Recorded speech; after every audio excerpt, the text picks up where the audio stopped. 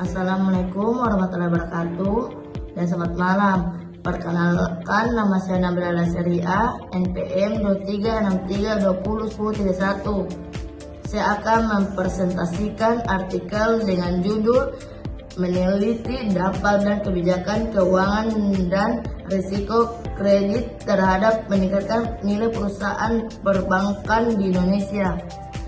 Kemudian saya akan membahas tentang permasalahan yang ada di dalam materi tersebut dengan tujuan untuk mengetahui pengaruh kebijakan keuangan dan risiko kredit terhadap nilai perusahaan perbankan. Adapun strategi pemecahan masalah melakukan pembagian dividen yang tinggi ini dapat meningkatkan kepercayaan investor dan menciptakan nilai tambahan bagi perusahaan dan menjadikan risiko kredit yang dihasilkan oleh perusahaan perbankan cenderung stabil dan tidak terlalu mempengaruhi profitabilitas perusahaan. Dalam artikel ini terdapat teknik analisis data yang berupa data dianalisis menggunakan teknik statistik deskriptif dan regresi linear berganda. Kesimpulan, manajemen perusahaan perlu memperhatikan kebijakan pembagian dividen dengan cermat sebagian dari strategi keuangan mereka.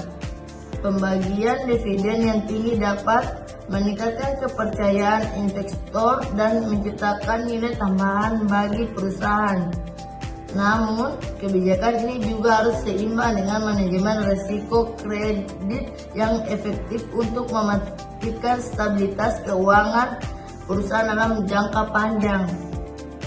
Manajemen perusahaan juga perlu memahami bahwa sinyal yang mereka kirimkan kepada pasar melalui kebijakan keuangan mereka dapat terdampak signifikan terhadap persepsi investor dan nilai perusahaan secara keseluruhan. Penelitian kami meneliti di masa depan.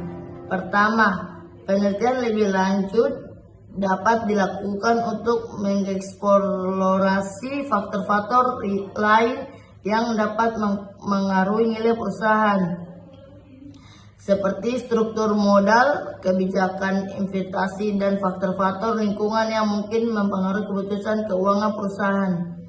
Kedua, penelitian lebih lanjut juga dapat difokuskan pada industri atau sektor tertentu untuk memahami bagaimana faktor-faktor tersebut dapat bervariasi antara sektor.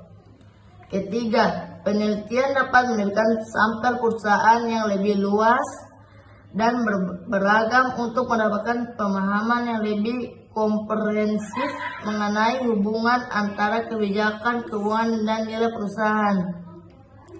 Terakhir, penelitian longitudinal untuk studi khusus dapat dilakukan untuk mengecek dampak kebijakan keuangan terhadap kinerja perusahaan dari ke waktu-waktu, serta untuk memahami bagaimana konteks ekonomi dan industri mempengaruhi hubungan tersebut. Sekian hasil presentasi artikel saya. Wassalamualaikum warahmatullahi wabarakatuh. Bye-bye.